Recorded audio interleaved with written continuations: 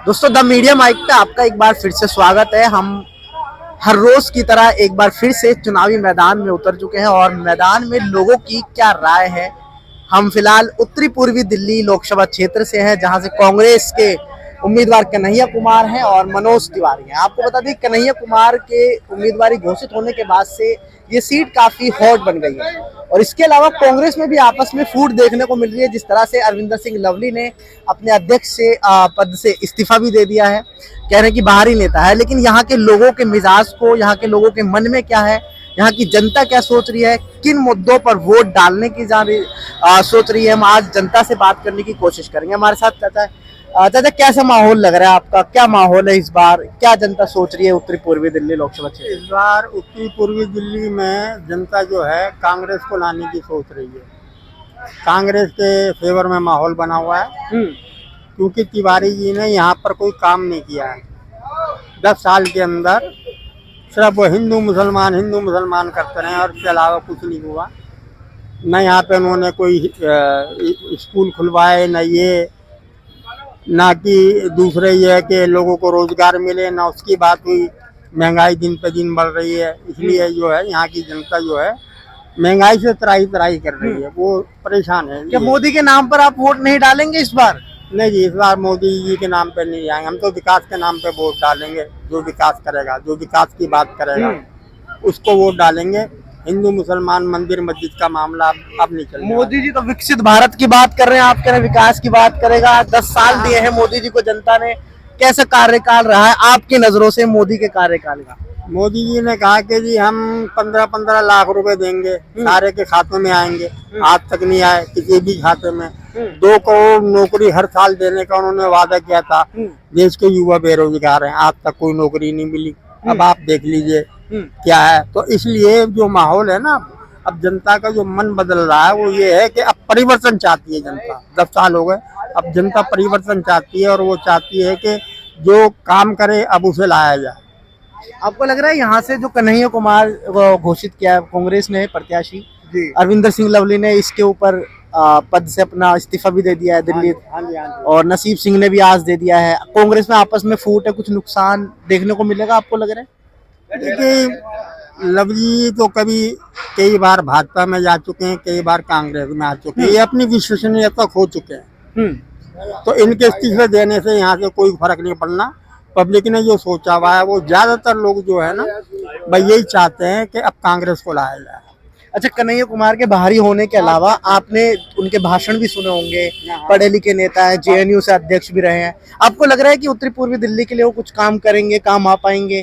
बिल्कुल बिल्कुल, वो उत्तरी पूर्वी दिल्ली के लिए काम करेंगे। एक पढ़ा लिखा नेता है और क्योंकि जेएनयू से पढ़े हुए इसलिए दिल्ली से उनका लगाव भी है, और जो उनके साथ के साथी हैं उनके जो है दिल्ली वाले उन्हें चाहते भी हैं। इसलिए बाहरी और अंदरूनी मसला अब कोई मसला नहीं है। अब तो सिर्फ परिवर्तन का मसला है कि यहाँ से अब जो है कन्हैया कुमार को लाया जाए ताकि कुछ क्षेत्र का विकास हो सके। अच्छा, राहुल गांधी और कांग्रेस ने मैनिफेस्टो में 5 गारंटियां दी हैं महिलाओं की, युवाओं की। आपको लग रहा है उन पर भरोसा है कांग्रेस खरी उतर पाएगी आने वाले अगर सरकार बनी तो, और जनता उन जिम्मेदारी उन पर भरोसा कर पाएगी जनता भी की जो गारंटियां दी हैं? देखिए जी, हर पार्टी हर नेता गारंटी देता है। अब जनता की तो मजबूरी है कि उन्हें भरोसा करना पड़ता है। ये तो बाद में ही पता चलता है जब चुन के आता है कि वो अब उस पर खरा उतर रहा है नहीं उतर रहा है, ये होता है कारण। अब ये जनता ने पहले भी विश्वास किया था मोदी जी पे, 2014 में वो लाए, फिर उसके बाद उन्होंने कहा कि मैं और भारत का विकास करूंगा। 2019 में फिर वो आए।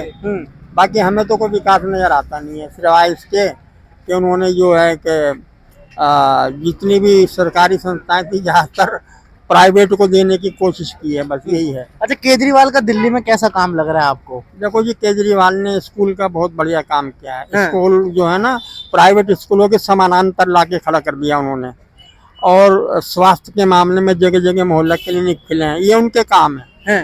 ठीक है जी। और दिल्ली वासियों को 200 यूनिट फ्री के दिए हैं उन्होंने, जो 200 यूनिट आते हैं उससे। ये पानी के अंदर भी उन्होंने छूट दी है, 20,000 या 25,000 लीटर है ऐसा। हाँ, तो अब पब्लिक और फिर महिलाओं को तो सबसे बड़ा क्रेडिट ये है कि उन्होंने जो है बस में उनकी यात्रा फ्री कर दी अब है। तो 1,000 रुपए देने का भी वादा कर अब दिया। 1,000 देने का भी वादा कर दिया है। तो पब्लिक तो है खुश है। खुश अच्छा, है इसका। केजरीवाल जी जेल में है, इससे उसको आम आदमी पार्टी कांग्रेस के साथ गठबंधन में भी है। एक समय तक ही कांग्रेस के विरोधी आए थे ये लोग, हाँ, आज मिल गए हैं। ऐसी क्या मजबूरियां रही होंगी और जेल में जाने से क्या फायदा होगा गठबंधन को? गठबंधन को फायदा होगा क्योंकि केजरीवाल जी के साथ सहानुभूति है, जनता की सहानुभूति है उनके साथ में, इसलिए केजरीवाल। अच्छा, सबसे बड़ी बात ये कि पहले जो कांग्रेस का वोट दो जगह बढ़ता था, सेम वोटर है कांग्रेस का भी और आम आदमी पार्टी का भी सेम वोटर है। अब वो दोनों वोटर एक जगह डालेंगे तो इससे बीजेपी के लिए समस्या खड़ी हो सकती है। चलिए, और भी हमारे साथ यहाँ बैठे हैं, कुछ चाय पी रहे हैं।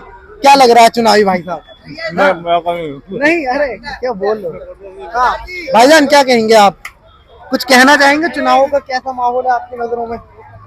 कैसा माहौल लग रहा है? चलाता हूँ हाँ, और बाकी मुझे फिर तो- पता नहीं फिर कैसा तो- माहौल फिर है तो- क्या नहीं। फिर तो आप और अच्छे से बताएंगे, क्योंकि आप अलग अलग सवारियों को ढो रहे हैं, अलग अलग सवारियों के विचार भी आते होंगे, बातें भी होती होंगी, और आप रोड पे घूम रहे हैं आज, तो आपको तो ज्यादा नजर आ रहा होगा किस तरह से विकास हो रहा है, अलग अलग जगह जा रहे होंगे। क्या लग रहा है, मोदी के 10 साल आपको कुछ काम करा है? उन्होंने नहीं करा, अपने वादों पे खरे उतरे हैं? वादा तो कोई भी पूरा नहीं करा मोदी साहब ने, समझ लो। कभी जीएसटी लगा दी, कभी कुछ कर दिया, कभी कुछ कर दिया, इन्हीं चक्करों में है मोदी साहब तो बस। हम ये नहीं, बाकी आम आदमी कर रहा फायदा पब्लिक का, जो भी कुछ कर रहा है, समझ लो। गरीब आदमी को अच्छा, 200 आम नोट आदमी फ्री, पार्टी क्या फायदा कर रहे हैं आप बताओ? 200 नोट फ्री क्या कम होता है गरीब आदमी के लिए, ये बताओ। बिहार जो वैसे भी लाएगा तो 600-700 रुपए का बिल है 200 नोटों पे भी, और 200 नोट है जो 600-700 रुपए बच रहे हैं गरीब आदमी को, तो फायदा नहीं होते।